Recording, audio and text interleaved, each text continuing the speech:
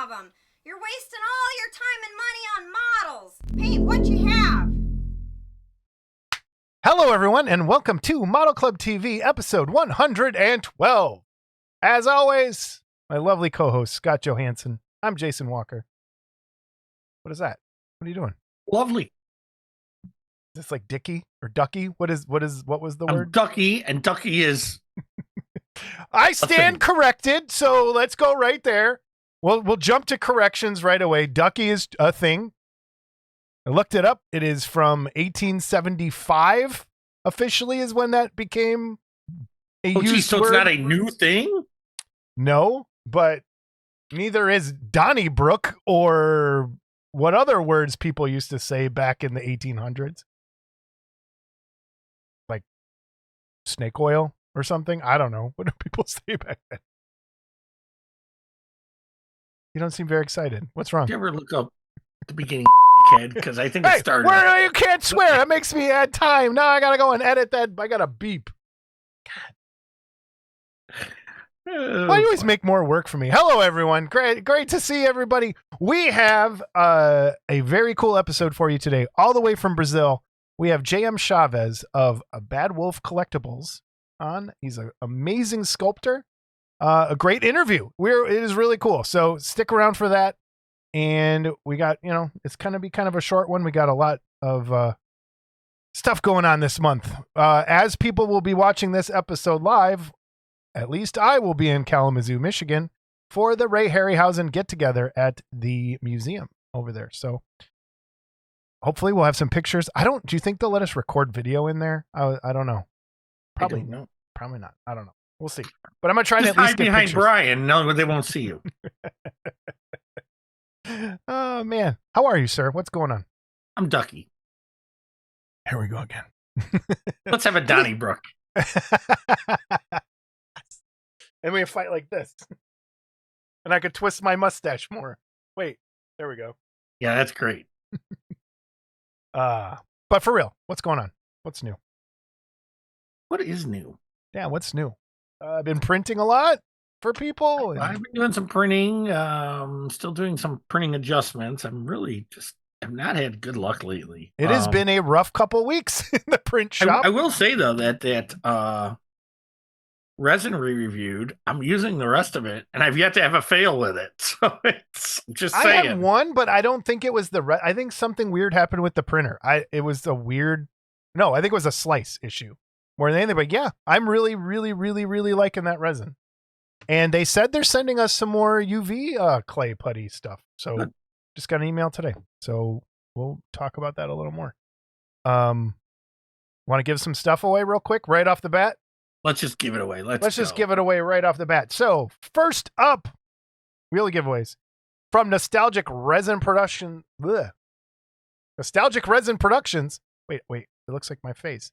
We have Renfield. I screwed that all up. But oh well, you know who I'm talking about. Thank you, Nostalgic Resin Productions. There is you want one of these, head on over there. PM. Links will be down below. Drop that thing and break that hair right off. I know. I'm trying to be very careful with it. So let's spin the wheel. Spin the wheel. Shuffling. Tell me when to stop shuffling, Scott. We haven't done this in a while. Stop. Spinning. We have not. Yeah, we haven't had a giveaway in a little bit. This is going to Thomas Fairfowl. Fowl. Send me an email over at modelclubtv@gmail.com. Oh, I failed. The email showed up behind your picture. At least the button's working. Give me that, please. Please. All right. modelclubtv@gmail.com. Send it there. Let me close this one. Go back to us for a second while I close that window. So thank you, Nostalgic Resin Production. Up next from Cthulhu Gizzard, Mike Swithstack. We have this wonderful Batman relief sculpture. And here we go. Here's our winners. Our could-be winners. Tell me when to stop shuffling, Scott. Stop. Ooh. And who gets the Batman? The Joker. someone I don't think I've ever seen this name before. Daniel Manwaring 6391. Congratulations, sir. Send us an email, modelclubtv@gmail.com. Send that to me. I hope he lives in India or Australia or something. Hey, we got. Yep. There's that. And then finally, also from Mike Swistek and Cthulhu Gizzard over on Etsy and Facebook and everywhere, you get the Shorty Relief Bust plaque. Love this thing. Very cool. So thank you, Mike Swistek. Please, everyone, support that dude. He's a funny, fun dude. Here we go. Tell me when to stop shuffling.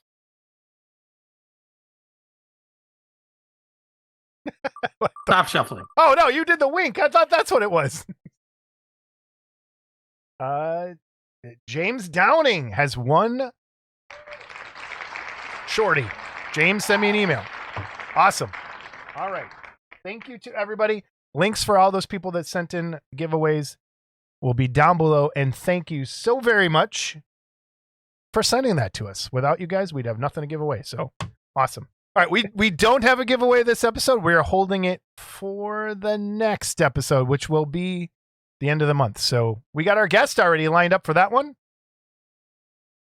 Sneak peek has to do with epoxy. The sneak peek's not really the right term for that. Hint, clue? I don't know. Yeah, that's the clue. Epoxy. All right. You ready to get into news and reviews, Scott? I wanted to ask a question. Oh, okay. Because I'm sure the viewers have noticed by now. You want to tell us what happened to your finger? Because apparently there's been another incident. There was another incident. I can take the bandage off. No, we don't need to I see don't it. It's not that bad actually right now.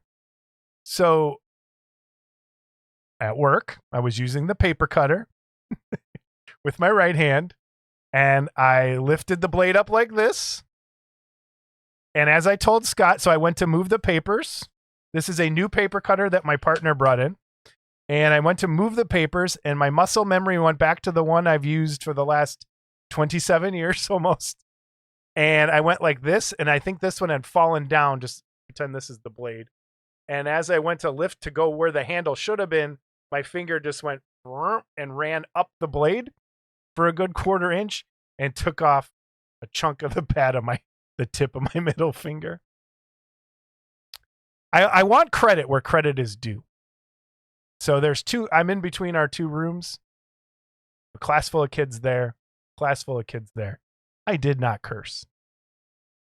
I instantly just kicked the door and went, "Urgh!" So all the kids had freaked out in the one room because they could see me go, because I didn't want to look at it yet. And she goes, what happened? I go, I think I just cut off my finger. And so all the kids, you see them just go, what? Cool. And I go back in my room and I do that, and blood just starts. And I'm like, oh man. And my kids my students they didn't care. They just kept on talking. And I'm sitting there trying to paper towel. I had paper towels stuck on it for a good 10 hours by the time I go. There was another incident. What was this? You know what? New segment. Yeah. Incident of the month. Incident of the month. What will Jason circumcise next month? Okay. I like this. Incident of the month. I'm going to make a little. Incident of the month with Jason Walker. This month, I circumcised my middle finger. Oh, so, man. how's that working for your wiping? Well, that goes back to the other incident, I guess. Way to tie them together. It is impossible. It is not fun. And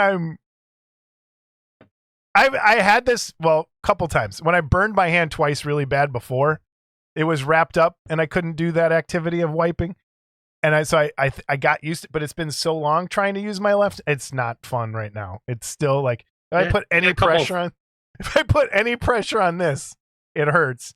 Did you get a couple thumbs full of chocolate on your left hand or what? On my right hand, because I've been trying to use this one. Because I don't know about, we've talked about this before. Man, we have devolved into poop talk. This is so weird. Didn't take long for me to get didn't. Wait, where are we at? 14 minutes.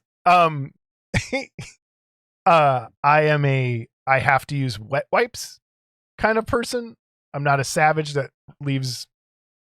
Imagine trying, for the people that don't use wet wipes, please use them. I'd be like trying to clean up peanut butter out of your ass crack with with paper towels. It doesn't work. I do not want the blame for this one. Okay. It doesn't work. I want someone do the test. Go get some toilet paper, smear some some peanut on a paper plate, peanut butter. So and then I want to see how long it takes to clean up with paper towels. So you're saying I feel so sorry for JM. This is the first intro ever. So you're saying that your ass got to be clean enough to eat off of. Yes. Well, I know where you get that. So anyway, let's do news and reviews. Let's just go. Let's just go. I want to insert one more thing here. Oh, but every you 2 missed or 3 a joke years, there. Like what? Yeah. Every 2 or 3 years, Mr. Walker here has to call the plumber out to fucking dig all the peanut butter ass. I have stopped doing that, like, because of the tree roots. I have stopped sending them down the drain. So what do? Save them? They go in the garbage. You recycle them? They go in the garbage. Oh, okay. So some visitor comes over, goes in the garbage. No, that's when I empty it. I have bags in there. Butter. Tie it up. You go. Every time? Nah. I go so much. What are you going to do when you drop your toothbrush in that? It's over with. Then it's over with. But in the toilet's okay. You know what? You're nasty. Okay, let's. Because for our new Brazilian friends joining us this episode, it's normally not this bad. Yes, it is. He's normally nasty. We're just we'll rip the Band-Aid off. That's nasty. Okay. I'm nasty. Ugh. Sorry. You ready? Where are we at? News and reviews, Scott. News and reviews.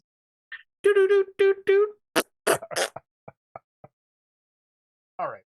So first up, I'm pulling this slideshow. All right. First up, there's a new kit show, a new model convention, which I thought was news we should share because that is a great, great thing to happen. KitCon, Saturday, November 22nd, 2025, 10 a.m. to 5 p.m., located in the Martin Building at the North Carolina State Fairgrounds, 4285 Trinity Road, Raleigh, North Carolina, 27607. So this was a total surprise to me. I don't know if you heard anything behind the scenes. I'm sure you did. Model Works is presenting the first annual KitCon, and this could be a good thing. I'm excited to the point where I'm willing to fly out. Scott, if you're willing to fly out. Although, is that really close to Thanksgiving? We'll have to see. But I might fly out there. Just make promises. So, I know Scott doesn't like to, I still haven't committed to Saturday. I know. You haven't committed to right now. We'll find out because when this episode comes out is while we're at the museum. So is Scott there? We don't know. But this is really cool. I know Terrors from the Vault is going to be there. They're a sponsor of the show as well. Hangar 18 Hobbies is a sponsor. There's a kit contest, open judging system, multiple gold, silver, and bronze awards in each category. So I'm just glad people are trying to do something, So good on you guys. Well, I'm also glad they're trying to do it far enough away from Wonderfest.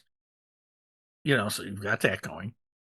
I think one day is a good idea, to get their feet wet. And it's early enough in the winter that I don't think travel can get affected by snow and stuff like that if people are flying there. When we were kicking around, every once in a while, Scott and I like to dream and kick around starting a show idea in Chicago again. And November was always like, that's kind of where you kind of have to do it based on when Wonderfest is, because you don't want it too close, too far. So good on these guys, man. Other thoughts, Scott? No other thoughts other than I hope it does well. And Me too. I, Me too. Oh, you know what? Model Works. If you want to come on, promote the show, talk about it when we get a little closer, absolutely, we'll have you on. I'd love to do that with you guys. So, very cool. All right, up next. Up next, Anthony Taylor is putting out a couple books, and they are the Aurora Plastic Models catalogs. And there's going to be 2 volumes, volume 1 and 2. They go on sale Friday, March 21st. There's details, and the order link is in the graphic. Yep, we'll get it. We'll also have it down below, so you can just click on it. Pricing, the hardcover printed on premium coated paper stock, $64.99 per volume. Paperbacks printed on standard paper, $35.99 per volume. Kindle ebooks are $18.99 per volume. Stay up late next Thursday night. Push a couple of buttons after midnight. You won't regret it. I think this is a good idea, and people are going to say it's a little pricey. Okay. I don't think so. Some of these Aurora catalogs, if you see them online, go for the price of 1 volume of this. So it's... And to have a really nice hardcover book like that, I don't think... I've paid a lot more for a book. I'll say that. Yeah, and it's a nice volume, and I'll probably get them both. Yeah, I think I will and too. Maybe when it comes out, maybe we'll get Anthony to come on if we can and get him to talk about it. But I've known Anthony a long time. Good guy. Yeah, Anthony was my smoking buddy at Wonderfest for many years. Was he? Okay. I don't know how, Let's hope he quit. Just like you did. Yeah. So. But back when we both did, I don't know, we were on different ends of the building, whatever, but we always ended up on our smoke break at exactly the same time. And we just were like, that's how we kind of met. And we're like, oh, hey, you again? Hey, you again? And that's how we started talking. Plus, he was on Gremlin's list, too, a long time ago. Oh, yeah. Yeah. But no, congrats on him, man. Writing a book, putting books out there is a big deal. And to see something this Anthony always puts out fun stuff. I've got some famous monsters magnets he made a couple years ago, and patch and all that.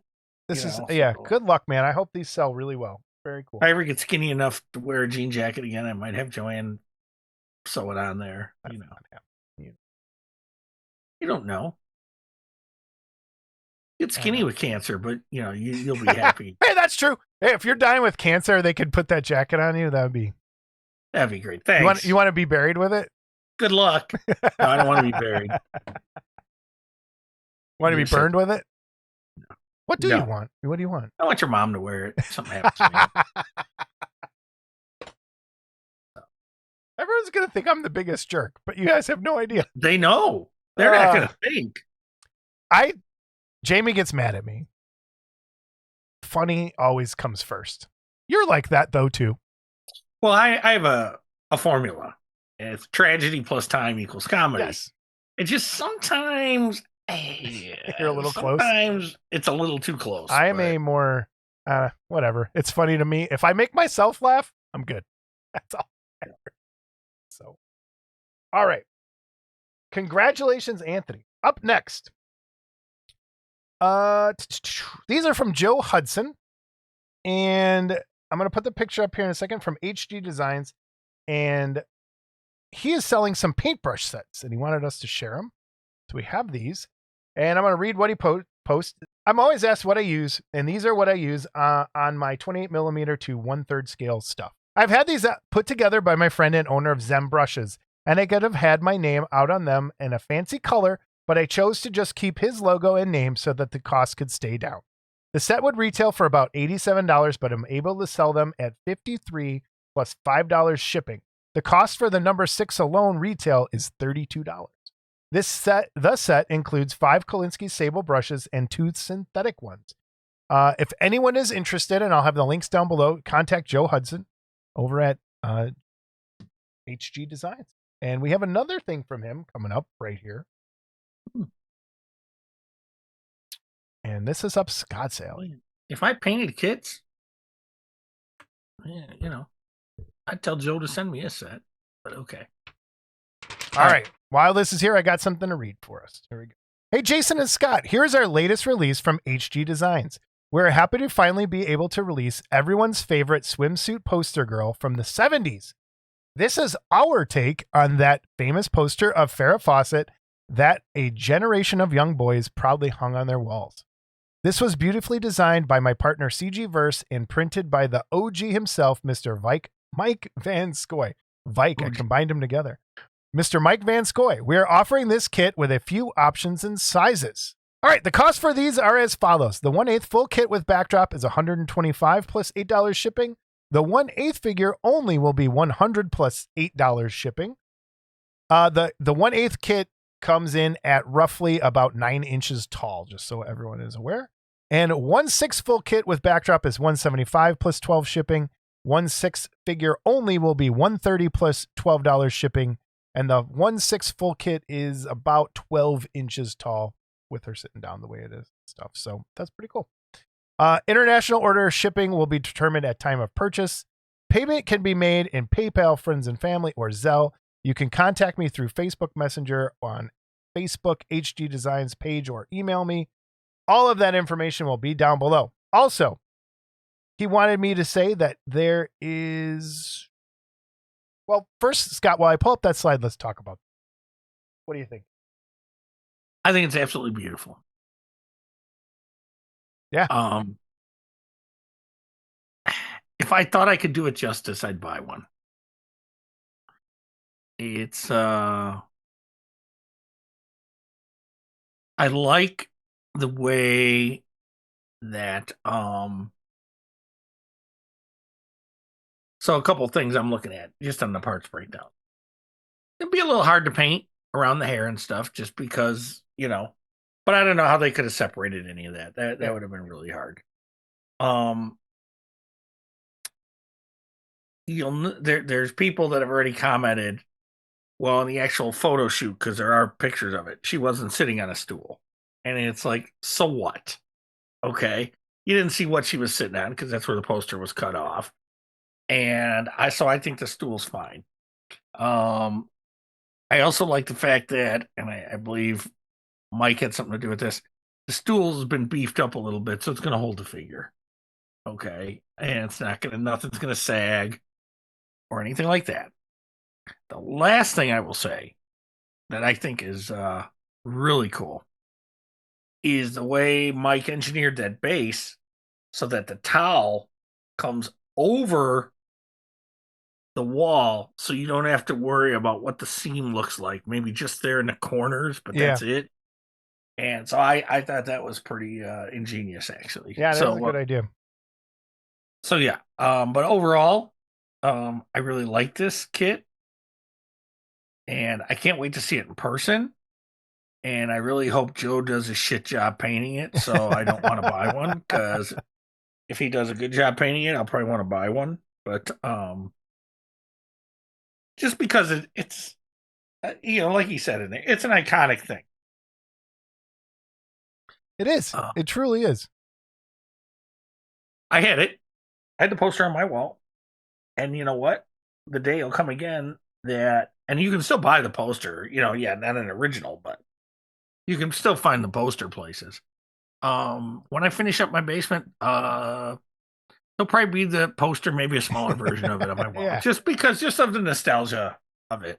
I've gotten a couple of the posters I've had as a kid. The Scarface Duck was one of them, and I've re-gotten that poster.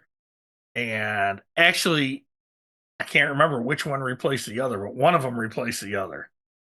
As far as in my bedroom, the Scarface Duck was there, and then I either took that down for Farrah or vice versa. I can't remember. It's been a long time. I had Madonna. But a bunch of Lord of the Rings stuff. But this is really, really well done. It's really nice. So I have one other announcement from Joe Hudson. I was pulling out my phone because I didn't have the slide. I can't work it. For those attending Wonderfest, HG Designs will issue a $50 gift certificate towards the purchase of any of our products to the best entry that has used any of our products in the model contest. We look forward to seeing everyone at the show. So there you go. Get your kit painted up in time. Chance of winning $50. Nice. I'm gonna enter something and just use the brushes. And, that works. Hey, of course, Joe will know if you bought the brushes or not. That's true. That is true. You better take a picture of yourself painting it so you have proof, though. That's what I would. Up next, this is from Sci-Fi Models and Stuff. Dan Garden, good friend of the show. Hi, guys. I've got a new kit coming out that I'm really excited for. Here's a write-up and some pics. So he sent us a really cool write-up, which I'm going to read now. So bear with me, because we all know how that goes. By the night, what? Here it comes. By 1915, the Great War was plagued by the stalemate of trench warfare, and future Prime Minister Winston Churchill established the Landship Committee to break the hold. Their goal? To find a way to cross trenches, destroy enemy machine guns, and provide additional firepower on the battlefield. I missed a comma. I inserted a comma that shouldn't be there. What we now know as the tank changed warfare forever. But what if the British had done something different? What if they had used their resources and leveraged the necessity of war to make something else? Introducing Project Tin Soldier, a reimagining of the tremendous leaps in technology present during the Great War. This 3D printed kit sculpted by master sculptor EXEDEV, so XEDev, exe.dev. I think that's how I'm doing it. It is in a true 1/8 scale, standing about 10 inches. It contains 20-some parts, a cast resin base, and fits together perfectly with only one seam across the entire kit. That means builders will spend less time puttying and sanding and more time building and painting. When designing this, we focused on accuracy, everything from the leg wrap putties? I don't know. I'm not a military guy. To the Enfield rifle are accurate to the time period. We hope to bridge the gap between sci-fi and historical modelers. Perhaps if you've dabbled in historic kits, this might be a great way to bridge into sci-fi and vice versa. I was planning on waiting to release this until Wonderfest, but as you know, the excitement of releasing a new kit is hard to shake. Available now at $120 USD. On a side note, Sci-Fi Models and Stuff will be focusing more on original concept kits moving forward. We still love classic monsters, spaceships, and other properties that have been mainstays in the industry, but we want to take our place among the most iconic garage kits. And due to that, we've got to take risks. Rest assured, we'll be producing and releasing kits based on our favorite movies, monsters, comics, etc., but those are going to take a slight step backward for now. More details on this in the next few months. Rest assured, the Vincent Price kit announced several months ago is still happening. After many months of delays, it should be available soon, which I did see. I think it's up and ready. So I like this idea for them. Original stuff based on, I love historic. If you mix World War I and sci-fi, you got a really good, there's a cross play here for you, Dan. There's a game called Trench Crusade out right now that's kind of taken over for Warhammer for a lot of people, and it's an alternate past of if demons came around and everyone in World War I was fighting demons. It's crazy. It's really cool stuff, and you can the really cool thing about the system is you can put anyone's miniatures into this game. So if you have this piece would fit perfectly into that game. So for people of fans of Trench Crusade and World War I and Trench, that's like, this is right there. And this is you could do cool weathering on this thing. Love the helmet. Love everything about it. Scott, thoughts? I like it. I like the original idea. The sculpt's beautiful. Yeah. Yeah. I don't know what else to say. It's a good piece. Very cool. All right. Here we go. You better have good reason for fucking putting this up. Up next, Chuck Homolka always sends something fun into the show. Hi, all. I hope the cold weather is not getting you down. I saw something that I wanted to share with Scott. I am a comic book fan, and I know Scott has said that he was also. Saw these two books and thought he might be interested. The first is Godzilla Terrorizing Chicago. Figured this was close to you two and is written by fellow Chicagoans. The second is a Boris Karloff comic. I know kids nowadays don't even know who this is, but it may make them Google his name and get to find out one of the classic monster actors. Keep up the good work, Chuck Homolka. Scott, have you picked either of these up? No, I like the nostalgia of the Boris Karloff, an old Gold Key comic there. Um, whoever came up with the idea of Godzilla versus Chicago should be burned at the stake. Okay. First of all, there are areas of Chicago that I wouldn't even recommend Godzilla trying to invade. Okay, but I don't know. It's I just like it. You be quiet. let's just capitalize on something just a little. Hey, it's great to see our hometown No, was get it bad terrorized by enough they had Chicago. Godzilla versus Justice League and all that shit? Oh man, no, Now I we don't get get the. I saw something like the Hulk or something, or Wolverine. I don't. Whatever. now we I get like this idea, Chuck. Thanks for sending it. Chuck, you're out, Chuck. You're out of the club. Oh, no, not Chuck. You're out. Chuck's one of the nicest guys in the hobby. What are you talking about? Whoa! Paul Gill is the nicest guy in the hobby. Wait, no, I thought Rob Madison was. No, I know. Well, hey. All right. I tell you what, Saturday Night Discords, Paul's the nicest guy in the hobby. and let me just say, anyone that wants a good time, come join us on a Saturday Night Discord and just listen for a little while. There you go. There you go. All right. Up next, from Nostalgic Resin Productions, is happy to announce Lucid Dreams. This tribute piece is 9 inches tall with the base. There will be a decal included for the ants crawling into the mound, included with the bust. We are accepting orders now for shipping the week of March 17th. Price is $90 shipped to the lower 48. PM me to get on the list. So links down below for Nostalgic Resin Productions. I think he was having trouble. The ants were so fragile. So he just opted for a decal for the ants, which I think is a good idea. But I hope the mustache or whatever it is I have one right here. Wait, where is it? A separate piece. It's right there. It is not. It came like this when I got it. So oof. All right. So I have to play ignorant. Yes. What is this from? This is Salvador Dali, the artist. Oh. That's what he looked like. Okay. There you go. You learned something today. And the base is his paintings. His base is his paintings done in 3D. Keep it in the wrong button. Scott, wait, have you never seen Salvador Dali before?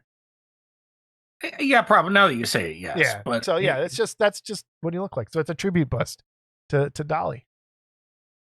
But it's good. You could break the mustache, cut the ear, and say it's Van Gogh. There you go. Oh man, well done over there at Nostalgic Resin. Links will be below, just like we said. Here we go. Terrors from the Vault presents Volume 4 of the reimagined classic creatures, Sting of Death. This redesigned monster is inspired by the absolute worst trash bag sporting wear jellyfish creature to ever grace the silver screen. This creature appeared in the Sting of Death movie released in 1966 and was even filmed in the Florida Everglades. If you've never seen it before, you are in for a terrible I haven't either. Jellawella of a time. The movie even features its own killer dance party theme song, Do the Jellyfish, by Neil Sedaka. I'd love to hear that. If there ever was a perfect candidate for a reimagined classic creature, Igor's bloodthirsty were jellyfish is certainly it. The kit comes with 23 resin 3D printed parts printed in high quality ABS-like resin. It also includes 2 optional PET plexiglass sheets for the fish tank glass. Okay. PET is a type of plexiglass for those that don't know. Okay. Larger parts are printed hollow with 2.5 millimeter to 3.5 millimeter wall thickness. That's some thick walls. So you're going to feel this when you get this kit. It's going to have some heft. Yeah. You can choose between 1/8 scale and 1/6 scale versions of the kit. The kit pictured has been cleaned up, primed, and the clear parts have been gloss clear coated. Approximate dimensions of assembled kits: the 1/8 scale measurements 10 inch by 9 inch by 10.5 inches. The 1/6 measures 13 inches by 12 inches by 14 inches. These kits are made to order, so please allow 7 to 10 business days for your order to be printed, packaged, and shipped. I am only accepting and shipping orders within the continental United States at this time. Dude, I love this. I think Brian and I are going to watch this movie. I think it's going to be my How suggestion. about something about Oh. the reading I just did compared to what? Oh yeah, he was. Look, guys, I talk all day long, and now it's 10:20 in the evening, and it's the first day since the time has changed. Ugh. So yeah, my reading is really bad this episode. Sorry. Scott's was amazing. But can we make you the official reader? Sure. The clear on this is really nice. Dude, this man, Chris Wooten, this is awesome. And I'm gonna let it slide. He didn't send it to us. I went and got these. Because they have a newborn-ish. And they have there's priorities. So I get it. I want to help you out. This is amazing. Wow. Jelly. Yeah, very cool, guys. Well done. Well done. All right. Our guest this episode is J.M. Chaves, owner and proprietor of Bad Wolf Collectibles. JM started a Patreon a couple months back, and I found him there and asked him to come on, and he agreed to. And it turns out he's been on the Clubhouse for a very long time as a sculptor. And I don't know, this all just got weird. So enjoy the interview. Thanks for doing it with us, JM, all the way from Brazil. Made it work. So awesome. Enjoy.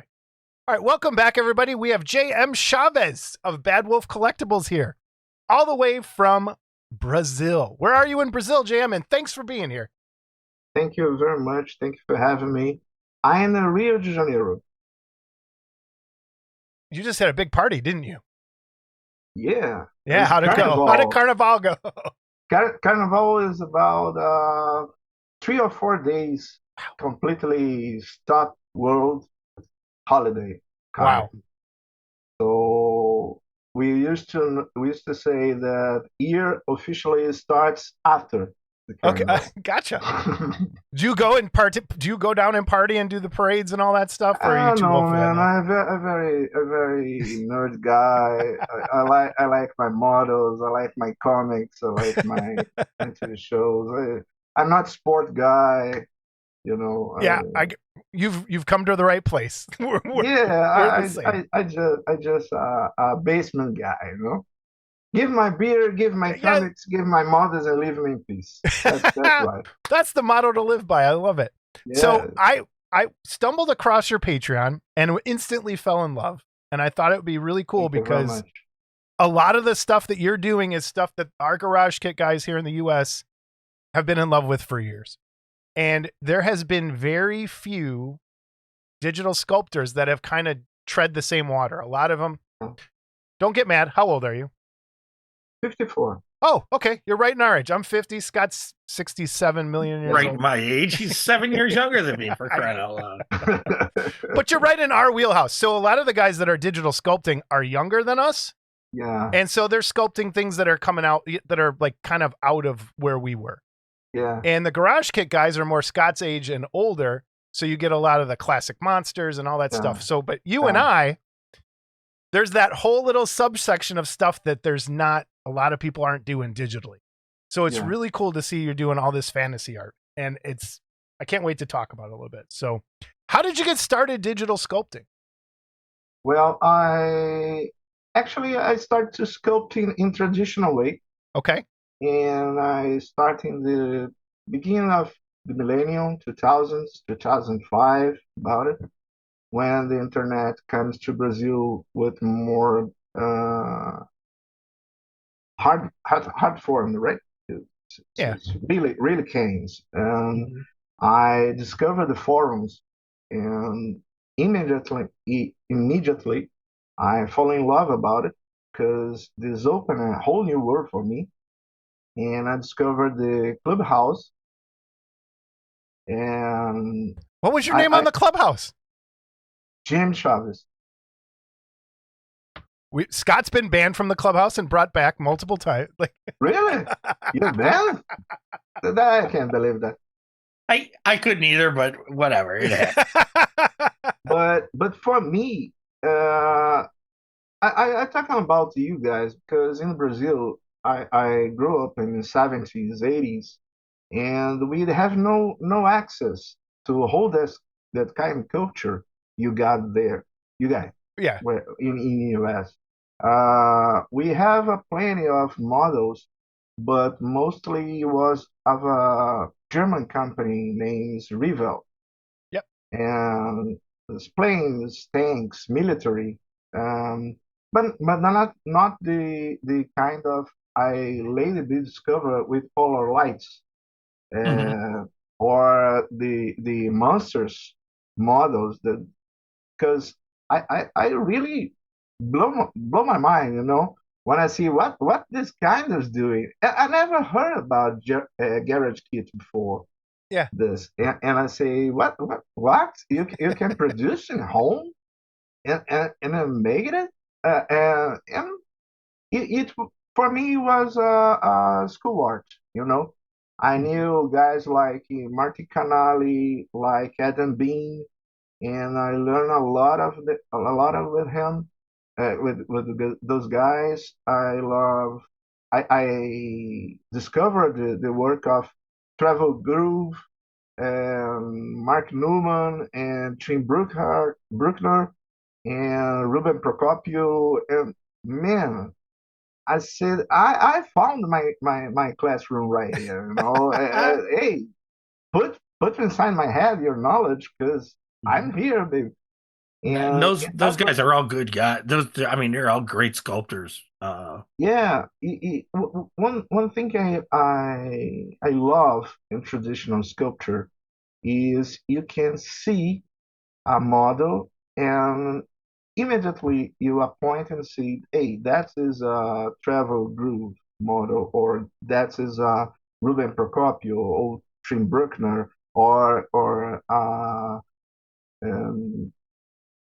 Cipriano's His model. work's terrible. Tony Cipriano Yeah, is that the guy's terrible. the worst guy in the world. That guy is You don't convince me. I know he's friend. And let me say, for me, he is the only guy who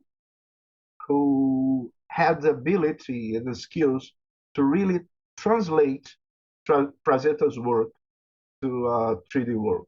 I see. I want to do some Frazeta's model, and I really scared about it, because you just don't need to capture the form.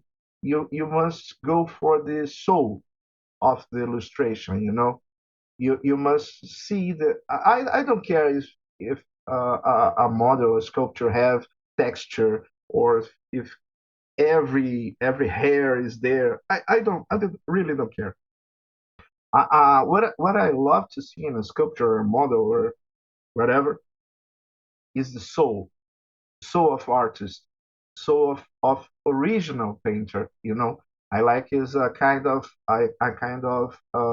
marriage, and into two parts, an original artist to conceive this image, and a sculptor who have skills enough to materialize what the painter see in his mind, this is for me is magic, and I honestly don't see this very often in the younger sculptures, digital ones. I see in traditional. I think is. I'm sorry if I'm talking too Oh no, keep much. going. Go ahead. I'm looking at your work. I got another Okay. screen over here, so I'm Ah, looking at some of your stuff. That's all. okay. Um, I know that there exists difference between the traditional and digital art. I think who starts for traditional gains some skills you can reproduce in digital. You feel the how I can say this, the weight of the sculpture, Yes, the I balance. totally. I just want to jump on what you're saying here, because I think I totally get what you're saying. Because you can look at a William Paquette sculpture, or you can, like you said, Tony's sculptures, and you can feel that's Tony's sculpture right off the bat. By just looking at That's it, you right. don't know anything. Where Yeah. a lot of the young guys that started off digitally did not have that traditional clay background. Mhm. It's almost like a video game to them more than Yeah. anything. And it's just pushing the bots or buttons and getting everything. And it's more like a machine has done it. Yeah. And what you're saying, the soul of No, sculpture. because let me see. I can explain this. The difference in a photographer and a painter is the soul of image. A camera can capture with perfection what is front of it. The painter don't cares about what is up from him. Uh, he sees far that vision. He puts his interpretation. Oh, that sounds awful. My English is No, awful. No, you're good. that's You're right. good. But he puts his soul when he is soul where what he is seeing is his interpretation of that reality. What I see today, if I see a plenty of digital sculptures, it's for me it's all the same, you know, is perfection, perfection, perfection, perfection, perfection. Big deal. A machine does that. Mm-hmm. I don't want a machine. I want a person, you know? I want feel the someone touch that. Someone put love in that. And if there is someone in the whole world who got connected with this feeling, even better. But I do at first for myself. All I do is for myself. I do for love, you know. And I think in some kind of dimension, that love uh, passed to the model, you know. Mm-hmm. Yeah, I don't see that in digital sculpture. I don't say these guys don't know what you're doing. Of course not. They can do things I never will be able to do, but honestly, I don't do that. So Yeah. I don't care, you know. And I think But I love another tradition. good thing about your Patreon that I've noticed so far is you have limited what you've released. There isn't like 50 models a month. No, Whereas some of those guys, I think they get caught up in that, hey, let's put out 50 things, or you get 10 models, and you tend to lose quality and you're going yeah, for the quantity. yeah. Where with yours, we got some really cool stuff right off the bat. Thank you very much. I don't think is quality. I don't think his quantity makes sense and about what I'm trying to do here. Yeah. I want to pay a tribute, you know. I want to pay homage to these guys who I who have a huge influence over me and who made me who I am today. And my first contact with Frazetta and Boris, I have 12 years old, and I have an older cousin named Anthony, and I always love drawing and pictures, and he said to me, "Hey, you just know you just must to see this." I said, "Hey, okay, what?" Yeah. And he showed me this two book. Oh yeah, classics. Yeah, Frazetta and Boris. Of course, told him, and they're with me until today. But when I open the book and start to flip in the pages and see illustration after illustration after illustration, my heads blew up. You How know, much of it was the boobs though? I, Moons were nice. Yeah. no, because you know I used to know traditional illustrators, Yeah. Oh, of and course. I'm just kidding. I know, Yeah. and this blew my mind. I have 12. I have 12 then, and I even there I know that will be a huge influence in my life after this point. And so when I think about Patreon, what are you gonna do? I said, I gonna do what I love to have myself, and I never found. I can't found this thing, Yeah. and I hear you guys talking about the sealer, right? A sealer cast, Yes. Yeah. Yes. sealer cast. I never heard about it. That's what I I figured. I kind of no, knew. I had a feeling you had no idea that was there. I have no idea. And Uh, Scott, uh, what year uh, was that? That was what? Oh, 2, 3, probably. No, sooner than that. Those were out. Well, My the first only reason Wonderfest, 96. The what? first Wonderfest at the Crown Plaza. He had the Amazon's Pet and because I'm basing my memory on he did that cave troll bust that I yeah. have, and Lord of the Rings came out in 2000. Oh no, So he did these way before that. okay, so that was it. But Vampire's Kiss was around that time, wasn't it? Yeah, he did a few more. Okay. The Vampire's Kiss, the Leather Jacket, the one. What was the one with the tattoo? Tattoo, I think was the name of it. Was it? I don't know, but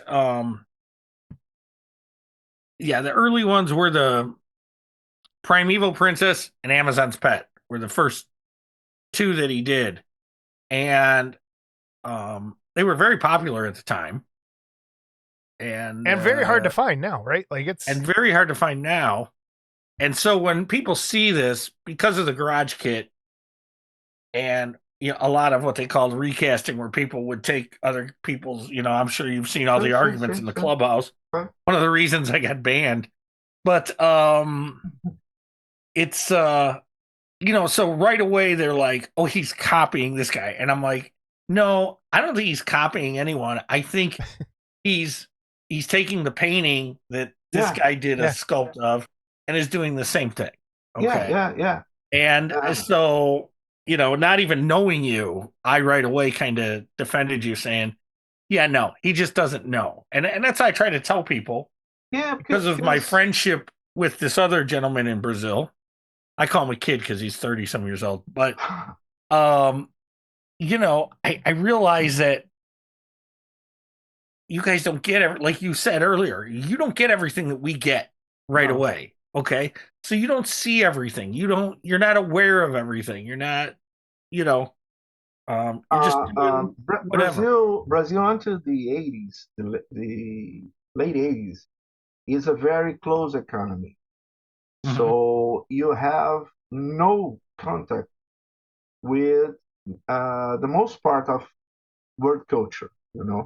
Of course, you know the basics. You have the TV shows, you have the movies.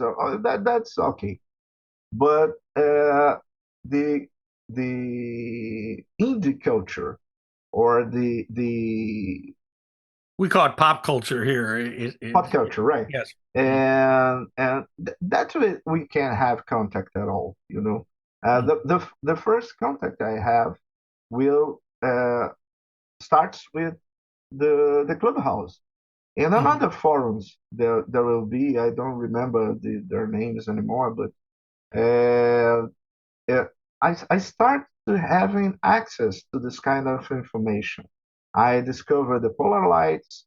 Man, I discovered that there exists a group of people who make electronics for the polar lights kit. Yes. Yeah. Yeah. I say, are you kidding me? You can't have a enterprise with The lights? lights and yeah.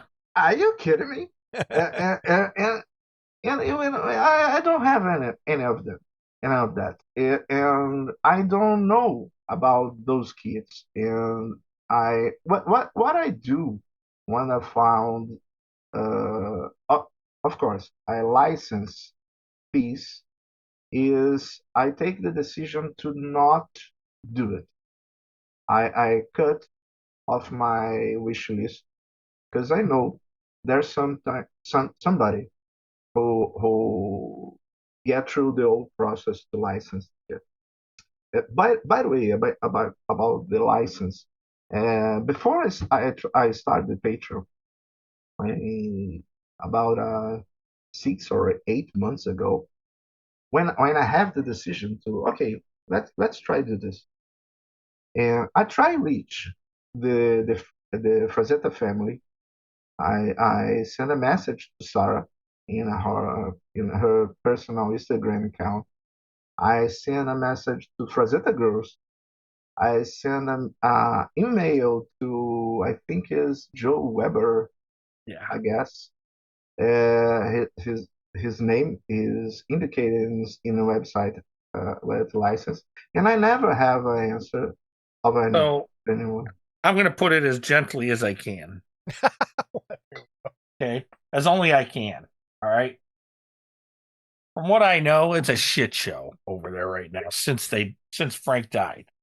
Yeah, I had a friend that actually used to go over there and um knew the family and just would go over there, Frank's wife and stuff like that. So but since he died, it's been kind of a shit show. So I don't know who's minding the store basically. yeah, Um and when it comes to licensing, here's the problem. And this is you've seen Garage Kits, so you know. What some of these people want for a license, it's just not profitable to do it. yeah. Okay. That's perfect. And when someone does steal from you, okay, and in your case, and it'll happen, you'll start to see your files on Etsy for $4, okay, Hmm. or $3. And if you went to them and say, "Hey, I need your help. I paid for this license," they're going to say, "Yeah, tough bananas." Okay, so it's been a Garage Kit problem for a long time, and and sometimes they look at it and go, especially in your case, you're down there in Brazil, Hmm. it's not worth it for them to come after you. No, Okay, what are they going to get? Okay, I mean, so and you try honestly to do the speaking, right thing, and that's great, but yeah, because I think I'm an artist, mhm, and the last thing I want to see is an artist being pushed around sure. of your own creation. And what one thing I do is put a PDF file with the files with my subscribers can access. And this PDF has the bio of the original artist. So Mhm, if you download the files of Frazetta, I don't do it any Frazetta yet, but if you download the files of Boris, you have the bio of Boris, and you have the description of the original painting mhm. of him. So I like to keep this legacy alive, if you mean. No, for I sure. I Yeah. I really, of course, is a way to live in, is not right. I have a Yeah. Patreon, of course. I have money with, not so much, but I have money. But my first goal is this kind of thing couldn't die, you know. Uh, that kind of thing don't deserve to die. The people of the generation you have right now don't have any idea what who was Frank Frazetta, who is still alive, Boris Vallejo, and Simon Beasley. They don't have those refs. They say, oh, this painting reminds me cover of game. Yeah. Fuck you, man. That's not cover game. This is Frank Frazetta. That's Boris Vallejo. Yep. Please, right? Go read a book. Go to the library. You know that old house full of books, and that's pissed me off. You know. My first introduction to Frazetta, where I had to say, who did this? And this was back in the 70s. I read all the Conan books. Yeah. And this was the versions of the Conan books that had a lot of the Frazetta covers. Yeah. And I was like, who the hell is doing this? So, but I went out of my way to find out. It's like, who's doing this? And I was more of a comic book guy, which is why I love Tony's work. And I'll tell you why I love Tony's work. Tony does, and we used to have a company here, Bowen Designs, that did. Tony does stuff like it appeared in the comics. Okay. Yeah. You didn't have all this fancy texture and seams in the costumes and all that, which is beautiful. Like you said, these guys, but it's almost too perfect. Like you also said, it's almost too perfect. And it's, I go back to the comics, I go back to the original source and say, this is where it's at. Okay. And it seems that's what you're doing with this stuff too, is you're going to that original source and go, yeah, this is it. Now I was going to ask you, but I can see now. I was going to ask you, do you print your own stuff? But I see a bottle of resin back there in your in your cleaning station. Yeah. So one of the things I like to do is print every file to have sure that this press ports will gonna work. Wait, you don't know. I've had a week this week with another Patreon of someone who did not test print their stuff. So thank you. I think everything, and I got a wonderful support engineer named Rufius. Okay, his name is far worse than mine. Yeah, go ahead, Jason. Try to say that. But in defense of Jason, Rufius is a weird name even in Brazil, but he's a wonderful guy. He's a very sweetheart, and he made the supports for. I don't have a authorization. Fuck. He made supports for Iron Studios. Okay.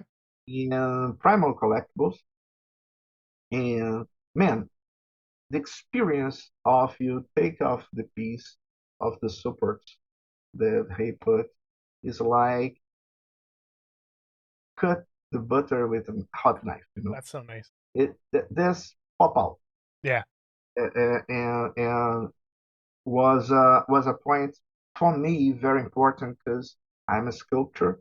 I have no intent to be a great engineer sport. I have no those skills, and but I really love that my subscribers, my supporters, have the best experience possible. Because I think what I can do for that become true, I will. And since he is come aboard, the models, upgrade the level. That's great to hear. And, yeah. I have been bogged down printing for other people, so I have not had a chance to print anything.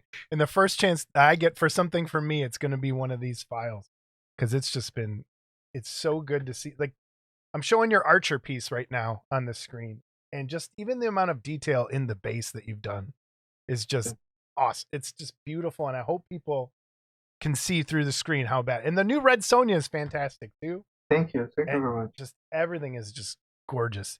I have a couple history questions. Kind of. Sure. When you first started traditionally sculpting, what were you using? What were you sculpting with? I used to work on clay, and oil clay. Okay. And I after I sculpt the first stage blocking and the first stage in oil clay, I do a waste mold, and I pass through wax. We're doing wax. And I'm refining wax.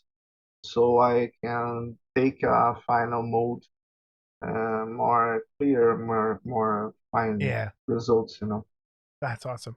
I'm going to disappoint you and tell you, Tony Cipriano hates wax. Okay, Really, he's done it, I but mean, That's because he he was doesn't want more to of a stir the wax when it gets hot.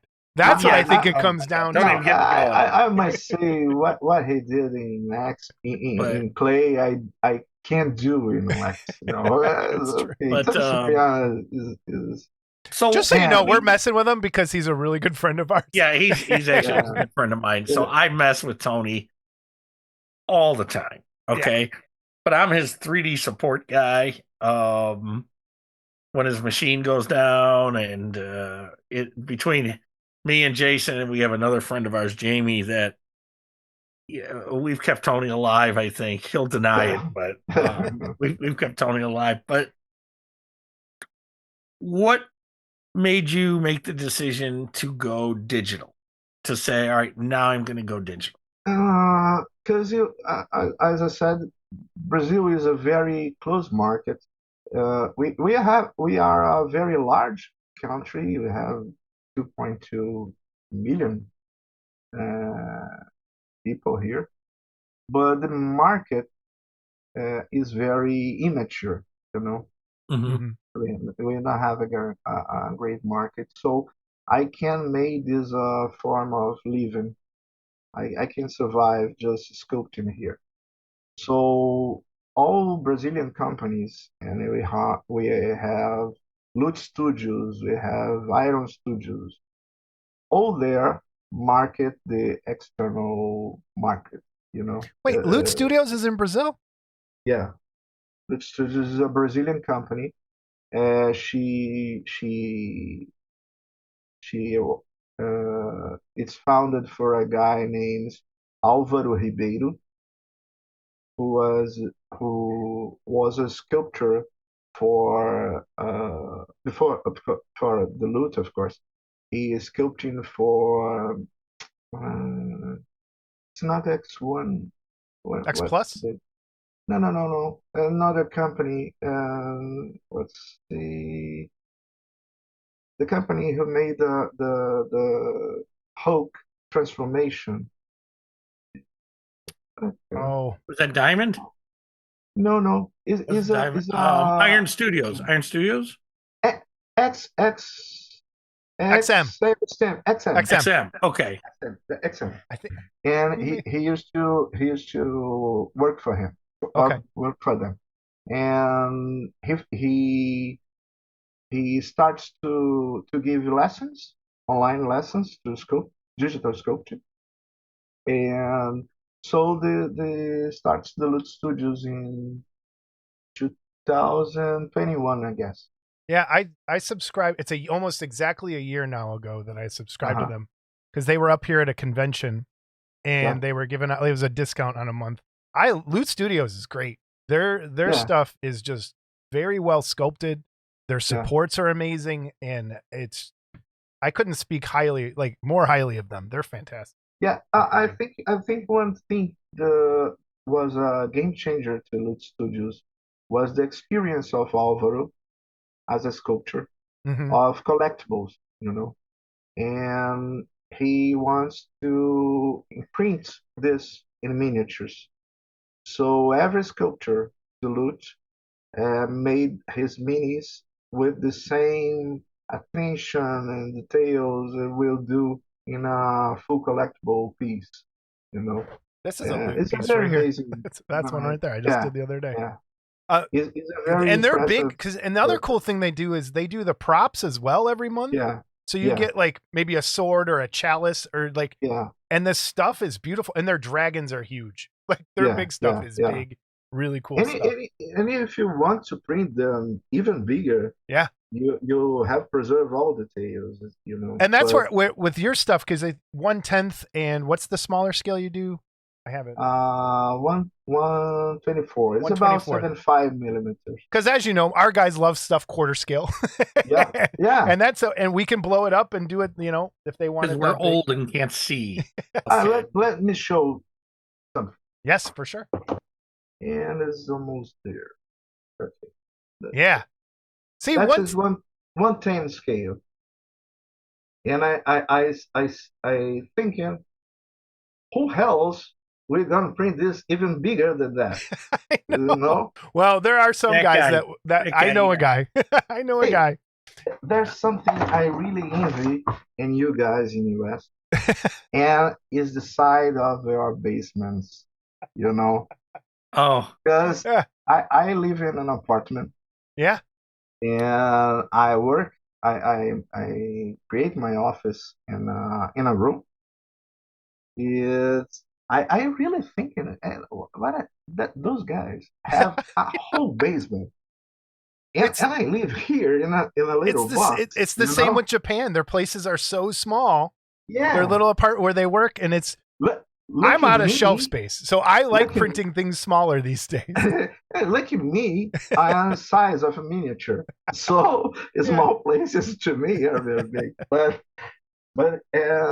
I think when I start to make the models, I really think about it because I love big sculptures. I traditional sculptures I used to do is about 1/4, and I really love to put details, which I'm pretty sure nobody ever will see. But it's there, you know. But it brings up a good thing. Like on your Gravedigger piece, the little cat in the guy's hat, the Yeah, candles there, like all these little things that people will not notice until they're really really looking at it. yeah, And the yeah. skulls on the it's I really cool love piece. I love put Easter eggs in my sculptures, you know. The Gravedigger and the Archer are original concepts by me, but even in even in Boris or other sculptures where the painting is not clear, I have some kind of comfort zone. So, well, nobody see, could be here. So that was actually going to be one of my questions, and I was going to go like when you look at. Let me pull up the picture. Uh, the one you were just showing. Yeah, The painting is just that one side. So yeah. what is your process when you go and say, okay, I have to do the other side of this? What's on the other side of this? What do you kind of go through? I research the work of artists, and I want to see another paintings similar to that one, and see in other paintings how they solve the situation, and I go for it. Yeah. I have an example. Uh, this is a book about the work of Manuel San Julian, who was the original artist for the two statues I given in February, and one of paintings I chose to work was the Red Sonja. It's a book of homage to Robert E. Howard. Yeah. Howard E. Howard, but the vision of Red Sonja is more likely to Marvel's design. But he made uh, he Yeah, we makes got it. Yep. yeah, of course, No, no, you can there show is. it back. You can hold it again if you want. He makes image, and you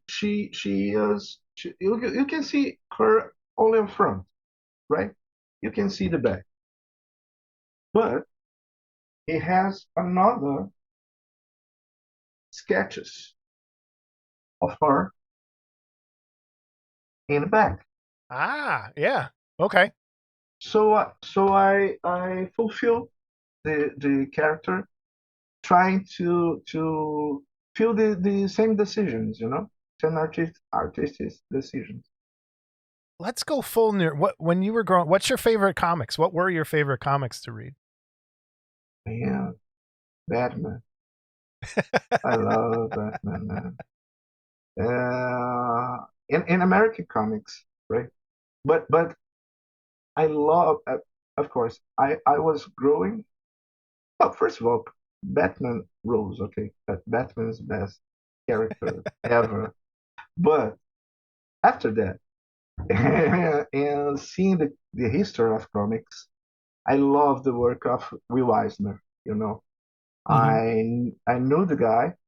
He came to Brazil in 1991, and I could spend a whole afternoon because I started my career as a comic book artist, and I we have in Rio in 1991 the first Rio Comic Con, and he of course is a very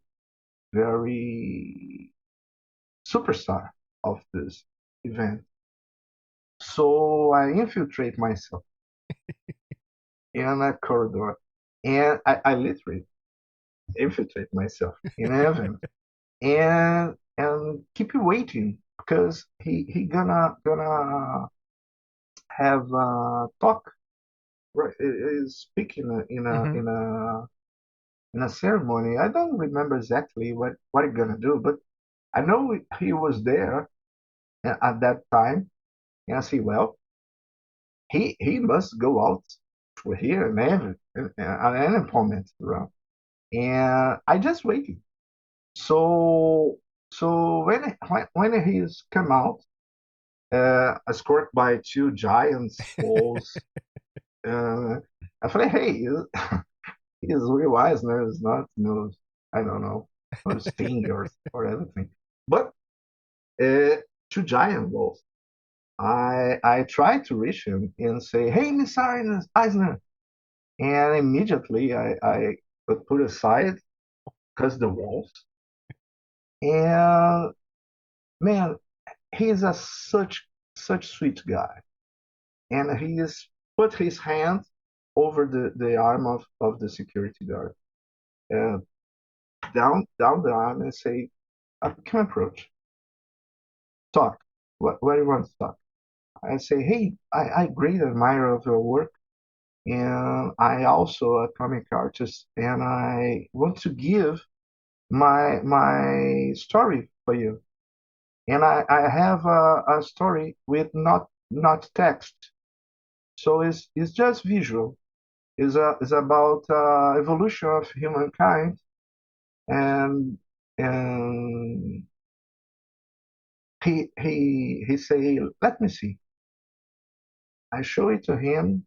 I thought it's beautiful, but I can't accept if you don't sign for me. Ah. I say, are you kidding me, right? I signed for him, and oh man, I have game my day, all right. If I die, I die happy. And but he said, walk with me, and I started walking with him around the convention center, and man, I think I going to, I know, going to Valhalla, something like this. Uh, and you just enter in a VIP space prepared for him by the publish house who bring to Brazil. And I get all the afternoon talking to him, and man, what was it? He signed my name. Of course, he's misspelling, but who cares? uh, That's he awesome. was such a sweet guy, and that story, you don't know your heroes. In the case of Will Eisner, is absolutely untrue. Is a guy I miss his sensibility, uh, his quality of human being, of storyteller, and I miss so much, Yeah. and those kind of guys, uh, that must be more than, uh, uh, uh, unfortunately, we don't have. We have 11 jokes for one good guy, but Well, it's a Yeah. good media. Scott, did you have comment for comics talk or? Well, no, I will say that Well, let me see if I got it. He is a Brazilian version of New York, the great city, Very and cool. let's get something straight right now. Chicago is the that great city. New York, it's not so much. yeah. No, it's not so great right now, actually. So, But he's a lovely guy, you know. Oh wow, so that's cool. I had a similar. Granted, I'm not an artist by any means. I'm more of an entertainer, as you can see. But Totally. and but I happen to be with some people that we go to the Wonderfest show every year, and I happen to be with some people just in the right place in the right time when Ken Kelly was a guest. Okay, and I spent an entire evening with Ken Kelly and a bunch of other people, and by the end of the night, him and I were trading jabs back and forth because he was from New York and that's what they do. Okay. And you can either eat or be eaten. And so I was giving it right back to him. I told him he was a hack and I wouldn't let him paint my coloring book. Okay. And and I made fun of him about one of his paintings. He says, and I make a darn good living at it. and we had such a good time that the next day I went and bought a print from him that he signed. And I probably wouldn't have just because I have enough stuff on my walls now.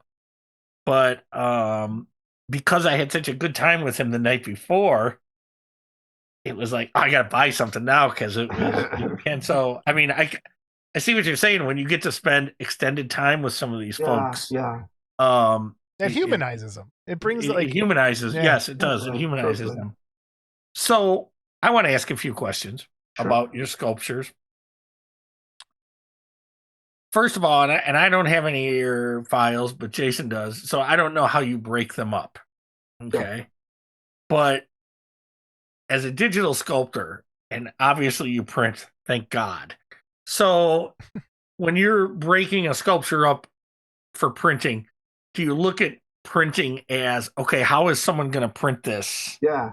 Sure. Okay, because it's going to be hard. Like, do I take the hair off or do I do this or do I do this? I mean, what is your process there? Yeah, I take two paths. The first one is I try to make the cuts and breaks to every printer out there could be receive the file and print it well. So I think the box area box of the printer is the first point. And the second, I think, in the painter,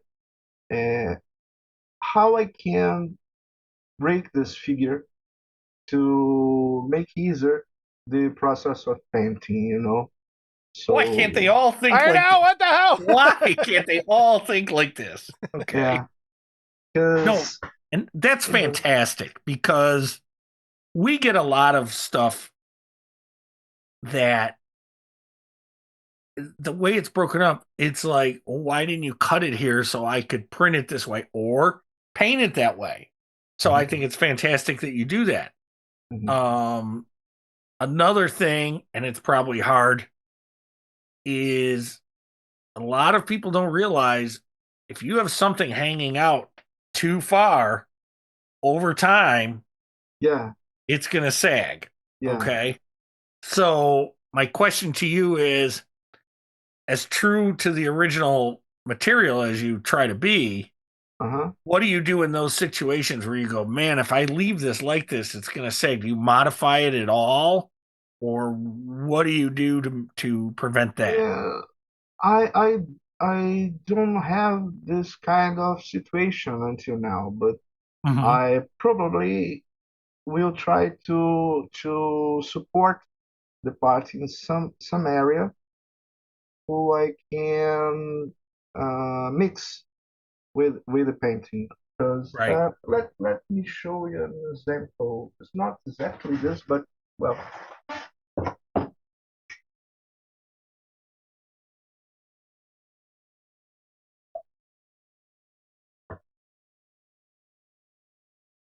this is the Redstone, Hmm. and she was made by see this point of view that Right. corresponded to the painting, and every point of her, the sword, like Hmm. I support in the leg, you know. Yep. Uh, the cape I support in the shield. They don't touch in one each other, but if it starts to bend, Yeah, it's gonna hit that. Right. the shield will support it. Very And cool. the hair the same, and the the the axe is supported by the cape right here. So I try to create areas where you can support Right. the original pieces.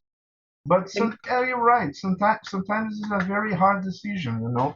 you know, Sometimes too you do the thing because the material has some kind of issues you can avoid it.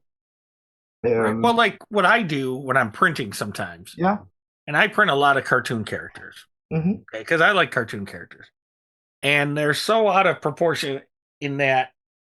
And I'll just throw an example out because it's sitting here. I got these yeah. skinny legs, okay, That's awesome. and so what I would do, and this is an early print. God, he's pretty heavy. What I would do now is because I have a slicer program that you can do it. I would block these legs solid, All right. Okay. okay, and then I'll hollow the what I can to Yeah. take the weight off of the leg. That's Okay, very clever. all right, but It's the a lot first of time guys don't. anyone's ever said that to him. No, it's actually not. But thanks. I'll send you an autograph picture, but I'll try to spell your name.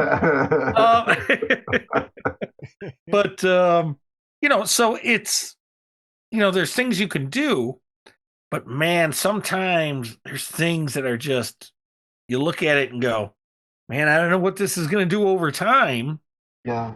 and Well, and I've showed this on the show before too. This is Prey collection Venom, and I've kind of left it out on purpose. It hasn't. I've printed this 3 years ago Mhm. now, and it hasn't sagged at all. And it's mostly if you get your engineering right and weight in the right places, like all the weight is on this peg, Yeah. and the way it's balanced out, I don't think it is going to sag because of the way. Mhm. But I bet you is that peg solid? No, I don't have it solid. I'm shocked because if I was printing that, I would print the top of the wall solid, Yeah, and I would print that peg and foot solid just to. because that was back before there were hollow blockers. Well, yeah, or that's anything. before we knew about the hollow Yeah. blockers. So, I have a question, a Patreon related question. Okay. When you first, what for someone who might want to start a Patreon as a sculptor, what have you learned not to do, and what have you learned that has worked?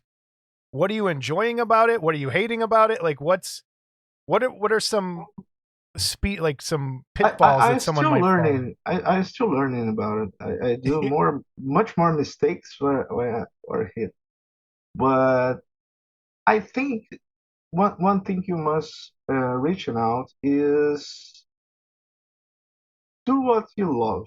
You know, don't try follow any tendencies or something, because you just be another one. And I think you must be legit. You know, you must be true. Follow your own true about it. Um, I think my manufacturing, for example, for creators have more advantage. How you say it? Advantages? Advantage. Yeah. Thank you very much. Advantage because you have a whole ecosystem there. Mm-hmm. So my manufacturer user could discover you with a really fast, really easy way if he likes your style. In Patreon, you must conduct the visitor to your page. so it's a more hard work to do, and that's is a one thing I don't like too much, because I really don't know how reach the people who likes the stuff I do. Uh, Actually, every time I think that's a winner post, that's Yeah. everybody gonna love, cause who wasn't loving that? And nobody cares. And every time I post one thing, I say, oh, okay, I just don't have a time, put this anyway. People love it. So I don't have a clue. Yeah. Actually, I don't know what So, I'm doing. so I have another. First of all, I have another engineering question, Yep. which is we get a lot of files that when you put them in the slicer, you get what we call resin traps, hollow areas. Okay. Mhm. Tony uses the term watertight. You have to make it watertight. So there are no hollow areas in it. Yeah. Okay. Why are so many guys making this mistake of having these I mean, it's not a hard thing to fix, is No, it? I no, mean, no, no. It okay. is a very easy, actually. I really don't understand too much of process of those guys, because I think he puts up front his own facility, I guess.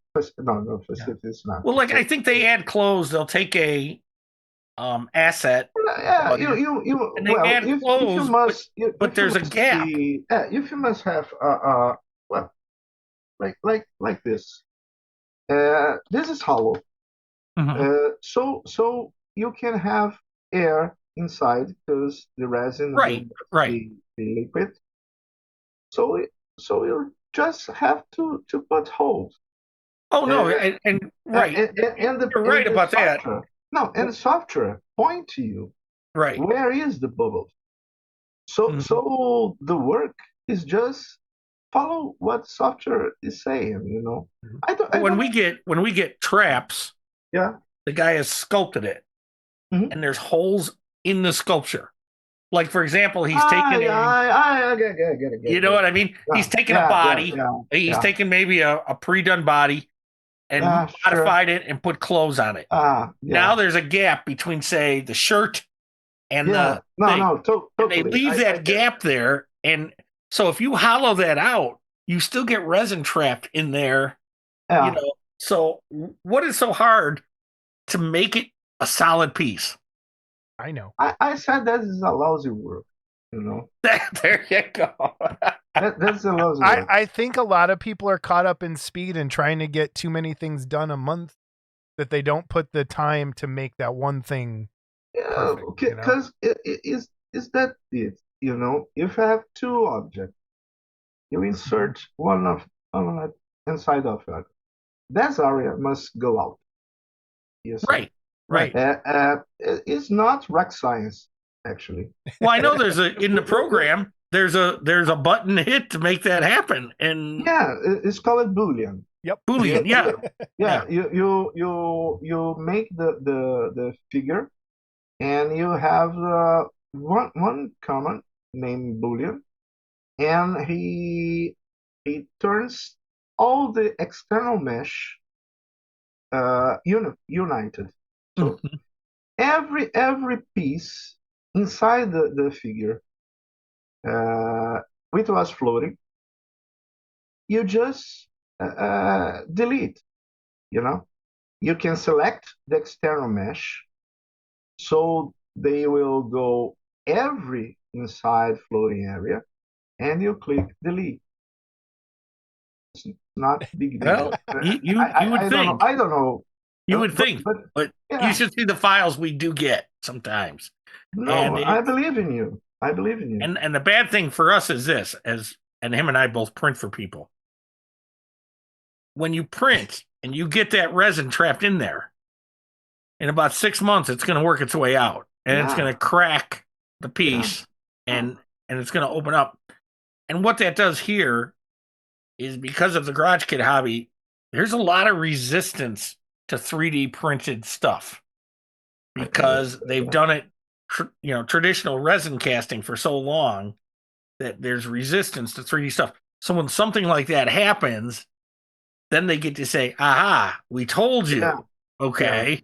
Yeah. And so what I try to get sculptors to understand, and it's so hard sometimes, is I need a watertight piece that I can print. And when I hollow it out, it's one hollow. It's not layers inside of the Yeah, thing. of course. Of course. You know, Yeah, I don't know how I can put this in a kindly words, but I don't care really. It's a lousy work, you know. hey, It's a And a lot trash of it's work. coming from Asia. We've noticed there's some Okay, of that but going on. so I have another question too about. I think one of the biggest fears of people starting a Patreon, as far as sculptors go, is their files getting shared and having things stolen from them. yeah, How have you kind of come to terms with that? man, is a one thing you can control, you know. Because I have very lucky until now, and all my subscribers are so kind to me and so full of caring and love that I don't see this happens now. But of Mhm. course, if I grow, It uh, will. It will happen at some I point. I hope. mean, I it's, hope. and I'm not trying to discourage you at all. Okay. Yeah. But it will happen. And at some point, as an artist, I think you have to come to that acceptance that yes, it's going to happen. But like you just said, I'm counting on the good, honest people to keep Yeah. me going. Yeah. Okay. Yeah. And then you have to let the And rest I of that go. must say I don't think the commercial speaking, right? As a business, I don't think that the people who take your files in Telegram, example, will sign your Patreon, right? They Mhm. just want the file free and it's okay. You're right. That's a good point. And uh, another side of things is, and I can think this could be a very valid barrier to get a license to STL World to retrieve the file, is the owner of intellectual property have no control of your live production, right? Mhm. Yeah. If you produce a garage kit, you must serialize. You have a number of copies, and that's it. And the STL file you can control. I can say, look, I'm just gonna sell 1,000 copies, and that's it. I take off my store and nobody gonna. Okay, but the STL files is out there. So at some point some can sell. One thing I heard about it, I never see. I never. I don't know if is practical or is really been doing. Uh, is serialize the ESTL files in moments of your downloaded.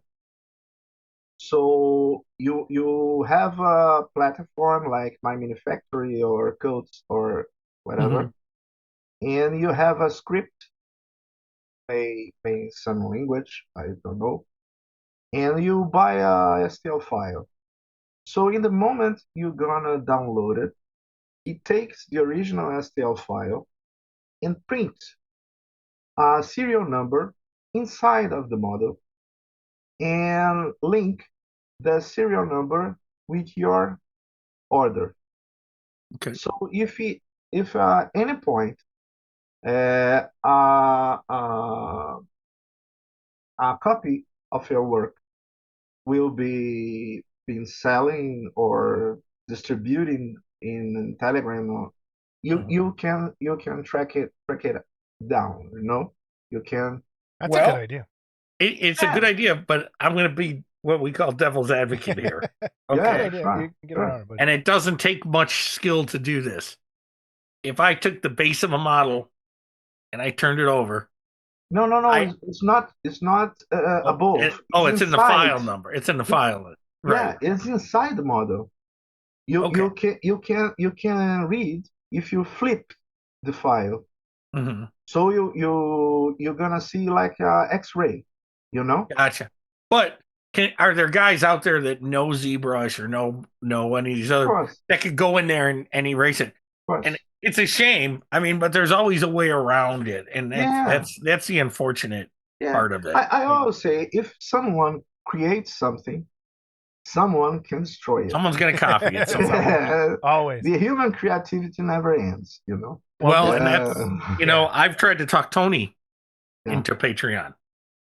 Tony has hard drives of Uh-huh. STLs.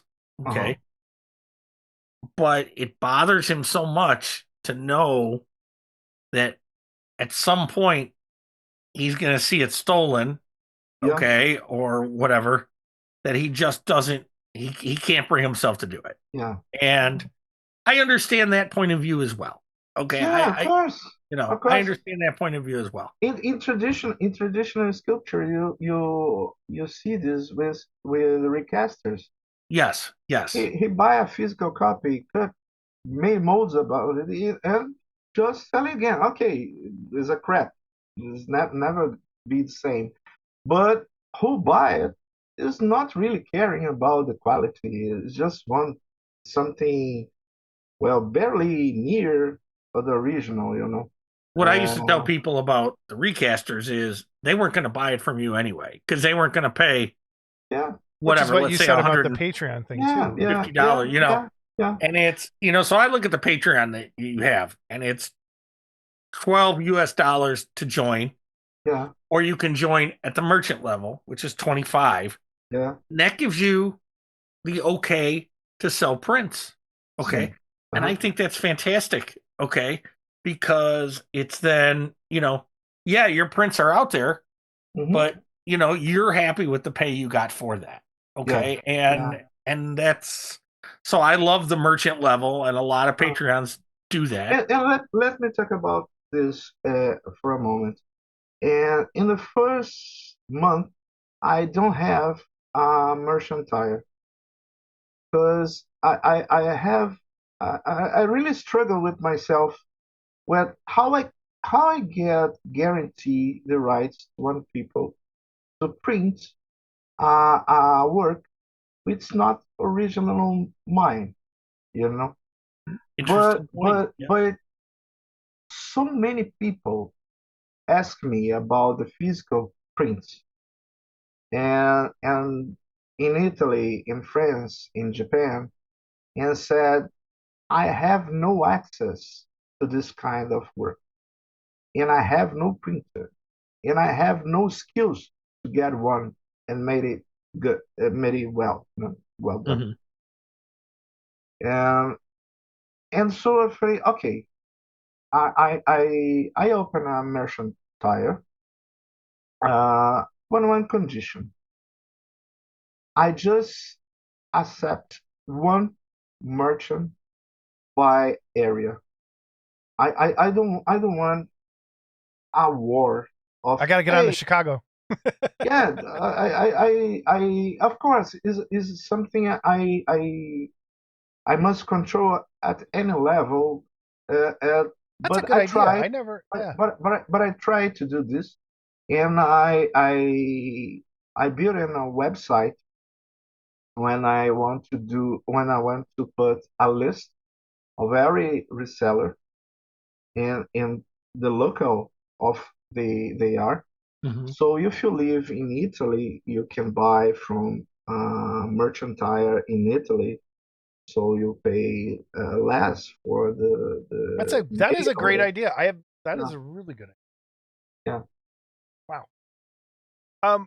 Are you accepting commissions still? Like, are you doing commission work? Or are you just focusing on your own stuff? And now I focus in the Bad Wolf. I depend of project, of course. We can Okay. talk about, but I really want to, at least for 1 year. I want to nurture the Yeah, bad wolf that makes sense. to make this Well, this grow well. why don't you give everybody your contact info for people who do sign up for the Patreon, the welcome pack? You get tell people what they get when they sign up. I have it here on the screen. The welcome pack is composed by one statue, 1/6, I guess, is from Frank Cho. He is inspired by a sketch of him of Cave Woman, and I love the humor of Frank Cho is Yeah, something blowing my mind. The people love the women, the headshot, but with really put me pop up to me is the humor yeah, of his work is I love, and I is Cave Woman is a statue 1/6 and two miniatures that original creations. One is a grave digger and one is the archer. Uh, very cool. And what do you got coming out this month? What's the plan? What are you working on now? Wait, can we I add have something Wait, real quick? sorry, go Yeah. ahead. Also on his Patreon, if you join his uh the two different tiers, either one, yeah you get 60% off yeah of his catalog on Cults 3D. yeah, Okay. that's right. So, it's that's fantastic. Yeah, it's so I just wanted to mention that you do get that. Yeah, I love the idea how people get these pieces, Okay. and So I want to I ask try one. to do. I Of want to course, of ask one course. more question. Sure. And if it's I hope it's not an awkward question, but let's take the Red Sonja, Uh-huh. start to finish. hmm How long does that take you to do? Start to finish about a week. Okay. Uh, How many hours would you say though? I mean, you're not doing uh, 8 hours a day, uh, or I have a 6 years old daughter, so my hour is very confused. But but I say at least What are you, 6 8 hours a 54 day. doing with a 6-year-old daughter? Come on. Well, I Hey, hope you got a young wife I then. watch a very little TV. But uh 6 8 hours a day. Okay. cool.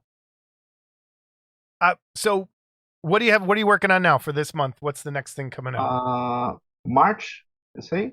Yes. I doing two statues from Simon Beasley. One is the girl is with axe, and another is the barbarian. And I do one more for Boris Vallejo. Is the vampire kiss. Very cool. That's something in this painting is really love. That I really gonna love sculpt. That's the pressure of the hand of a vampire and the On the butt? body. Yeah, Yep. I love this kind of thing because That's funny you bring that up because I remember I painted that for a friend of mine who passed away. And it was my uh, first time trying, because I normally paint with acrylics when I paint stuff. mhm. So when I painted the Cellar Cast one for him, because it was his, I don't own it and it's not, I don't have it. It was given away. I think when he died, I don't even know who has it now. It really upsets me.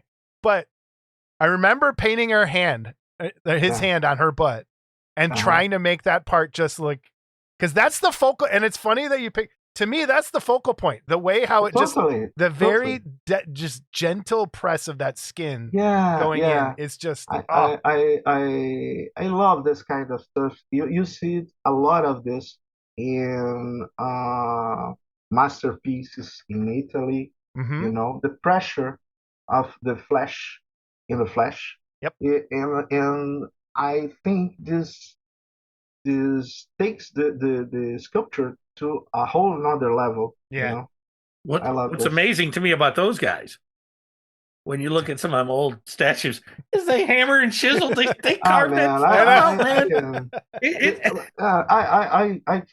I can live with it. I see that if okay, get a life, because What you could do back then when you hammer did and sculpture, I don't know. the yeah, I amazing know. things you could do when you didn't have the internet wasting Yeah. your time. Yeah. You could chisel all day long. You know? Well, no, Years I will doing say that, this. so, Yeah, I will say this though too. Back then, it was really and I'm not trying to insult anybody, the true artists that could do Sure. that. The guys that just Okay. saw it in their mind and said, Definitely. "Okay, if I do this," and you still see this. You see this with guys that sculpt, that they just see it in their mind and can do it, and that's amazing. And the same thing with painters. They see Yeah. it in their mind and they can do it. Yeah, And I think that this is the core of artist soul, The artistry is not an industrial thing, You must put effort, you must put soul, you must put love you can bring something new to life. And I think when you can take this, when you can make this, the people are able to recognize, say, okay, that's just different, and I appreciate that. I think that is a perfect place to end it. That is like that with that statement, I think it's a perfect place. Well, if people want to get a hold of you, how do they find the Patreon? How to just give out all your contact info if you want, and I'll have it all down below for people too. Okay, all my socials are Bad Wolf Collectibles. Okay, Instagram, Patreon, Putting Paint, everything is Bad Wolf Collectibles. Oh, and congratulations on the award. I just saw that like right before. Very cool. Thank you very much. That's big deal. That's going to get you some recognition too, I think. So yeah, congratulations. Thank you very much. And thank you so much for joining us. I would love to have you back in a few months and just catch up on things. You're a great guest. Thank you so much for coming on. Man, I just want to thank you both for having me, and I'm sorry about my English. Oh no, there's nothing. We're sorry about our English. What are you talking about? I try to improve them. Oh no, you're fine. Trust me. I love it, and I really love being in contact with people like me, Yeah. And who have the passion for these things, you see.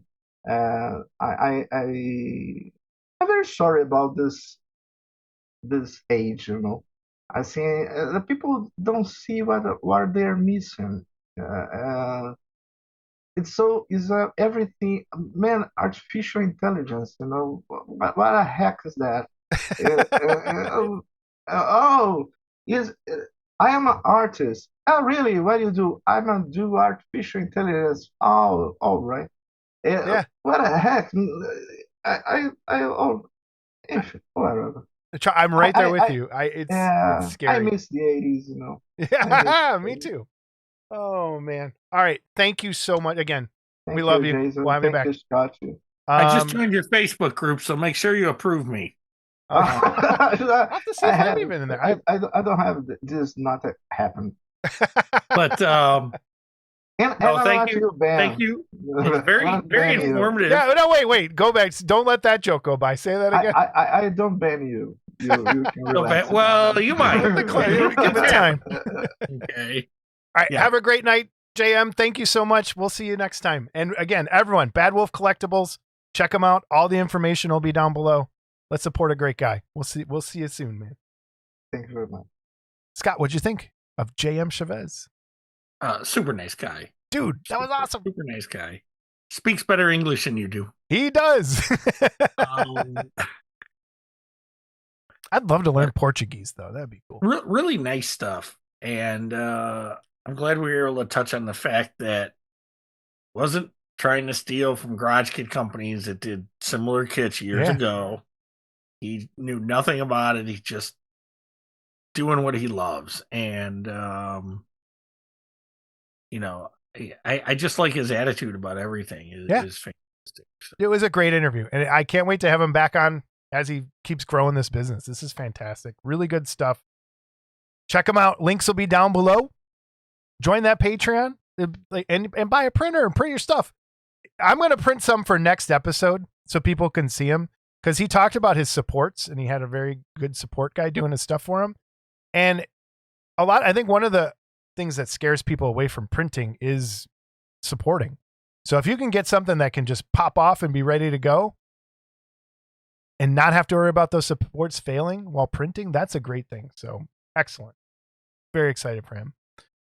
All right. Scott, you want to do a little workbench? Yes? No? Did you work on anything? Do you want to talk about anything yet? Or still leave it a mystery? Well, I want to say that I've already been accepted to the Bad Wolf Collectibles Facebook page. So there you go. So he's off the hook. I guess we'll have the interview on. Okay. So workbench. Well, funny you mentioned the workbench, because I actually worked on straightening my workbench out. So maybe next episode we'll a little teaser for everybody. Show some pictures. But I also, one of the things that drive me crazy, and we touched on it in the interview, is these guys that are sending these files that are screwed up. And I know how to fix some things, but not a lot of things. And so recently I decided that I want to get a computer. I want to learn ZBrush. I might not be able to sculpt anything, but at least if I know the program, maybe I can fix some things. Okay, yes. If I have to. So that being said, I needed a new computer. So to get a computer with everything I wanted was going to cost me about $2,000. I was like, ugh. So again, our friend Jamie Sy helped me out and put together a list. And I went to Micro Center, and I think it was what, $1,100, $1,200, $1,100. Yeah. And I put together what I'm going to need for a computer to do what I want to do. But I had to build it myself. Well, what a joy that was. It's really not that hard putting the components in. Yeah. What's hard is knowing where all the wires go onto the motherboard and all that. And I had a little trouble with that. Again, thank you to Jamie Sy for bailing me out at 10 o'clock at night last night. But I had my phone off. I was playing video games. Yeah, you were a lot of help. But I fired it up enough to know all the fans turn on and light up, and really pretty. And so now I have to get all the stuff off of this computer onto that one. Yeah. So you've this has been a big week for you, because I know the other secret side of it. Mm-hmm. And you built a computer. This has been a Scott hobbying week. I'm proud of him. Yeah. Very proud. I'm going to show real quick. Overhead cam. I got Scott, so you can see it. I finally got this, I think, puttied, ready to go and primed. This Godzilla from Rescale Miniatures now. I still am working away on my Mummy. Not entirely happy with it still. And I threw about 20 minutes worth of base coat down on Paul's thing for a friend. So I'm working on. That was all brush. Still doing it. I do have something kind of exciting coming in the mail too, but yeah. Touch on that later. Oh, okay. So I've been painting a little bit. Had some time to do that. Still working on the bear. Decided I'm going to scratch build the campfire. The ones that I found to print just don't look right. So I think making it out of my own wood will be fine. So. Oh, your own wood? You're going to circumcise that too? You say we had a correction? Yes. This ought to be good. Okay. Emails, voicemails, and corrections. First up, I have a correction. Last episode, what did you accuse me of? Mispronouncing something.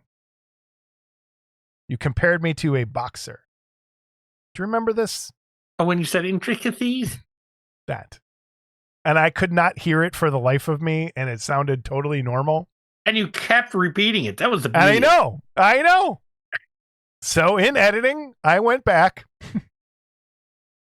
You were 100% correct. I have no idea why I was saying it like that. I think it's my busted crooked tooth.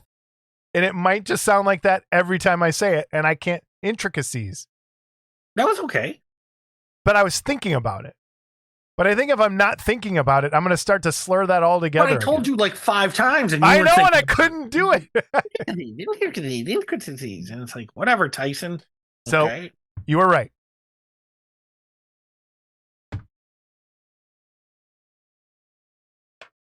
Won't be the first time. Sure won't be the last. I just played the cheer button for the first time in like 4 months for you. Wait, let's try that again. Do that. Wait. All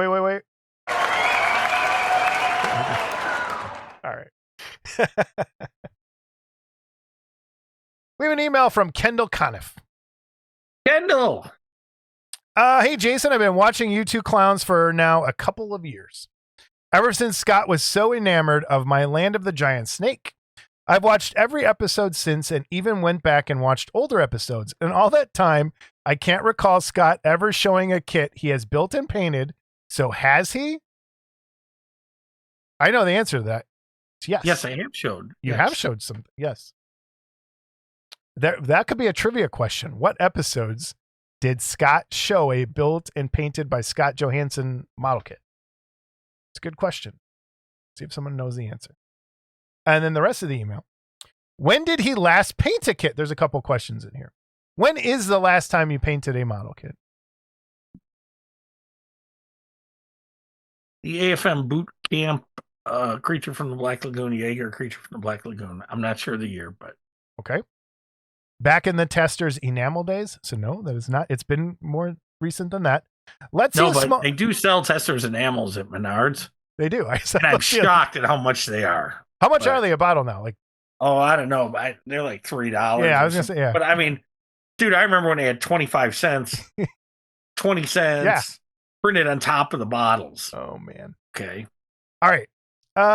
Let's see a small gallery of his paint jobs if he has any. And while you're at it, let's see a small gallery of your favorite paint jobs and builds. Good luck with this one. LOL, Kendall. So okay, here's mine. Okay, there we go. I replied to Kendall privately, but I just want to give my side of things. So people kind of know, because I have not painted something now. I feel like I'm slowly turning into Scott a little bit, as that I am not painting like I just don't. And the reason is this show. And I'm not trying to complain. I'm not trying to do anything, but full-time job. Every bit of free time I had would go to painting. And now every bit of free time I have now goes to this show. So I do want to incorporate more painting stuff in there. I know I keep saying it, but it's again, then when I don't have like time away from this, which might be a couple days, I don't feel like doing anything like this. Keep in mind too, you have another show doing. Oh yeah, and I have the other show, but that's my fault. I mean, I wanted to do that, which is basically a dud that you should let go. But no, I love that show live. Don't forget, everybody, model in a movie end of the month after the Harryhausen trip. So there's that, and I just don't. I even stopped contributing to AFM because of this show, because this took all of that time away to where I couldn't hit a deadline on a kit if I had to. And the other thing is printing for people, which Scott and I have been having pretty good conversations about lately. And I thank everyone I print for, but I see a point in time where I don't do it anymore because I have not printed something for myself months. I don't, and I appreciate all the business. I really do. Cause I need help sometimes. Well, me too, but it's now I did print something for myself recently just because, but for the most part, yeah. And I know Scott, there's that other part of this we just talked about. So there'll be some movement here. I will do a better job of, I think maybe I'll just go take pictures of my collection. I need to update those with a good camera and then start putting them in the gallery every month. I should do that more. And I don't. I think I've done it once, but it was something I had just done. But that's it. It's time. It's just time. And it sucks. 10 years have gone by and it's like, what? No, I don't know. Anyway. Anything else, Scott? I watched Daredevil. Born Interesting. Again. Interesting. Okay. Tell me more. A little slow going, but it looks like it's going to pick up now. They just 2 episodes in now. Okay. You know. But Are you okay with the controversial death? oh, and the first episode? Yeah. Yeah, I'm okay with it. You know. I don't think I'm gonna get because I got rid of Disney with the Gina Carano stuff, and I said I'm not going back, and I don't want to go back. So, What if there's a way I can record it? Because I do have a DVD Can't talk recorder. about that. Well, for you. Yeah. I also watch Reacher. I've been watching Reacher. I love Reacher. So Hey, Reacher fans, comments down below. I love Reacher. So, although I will say, and it's been said, the first season was fantastic. Second season was not as good. And so far, I would say this season's good, but it's not up to first season standards either. First season was really good.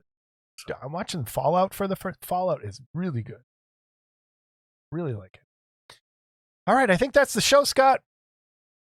Yay. Thank you, JM, for visiting us. Bad Wolf Collectibles, links down below. We'll see everybody next time. Tune in next time for a truly lovely guest. Yes. Say goodbye, Scott. Goodbye.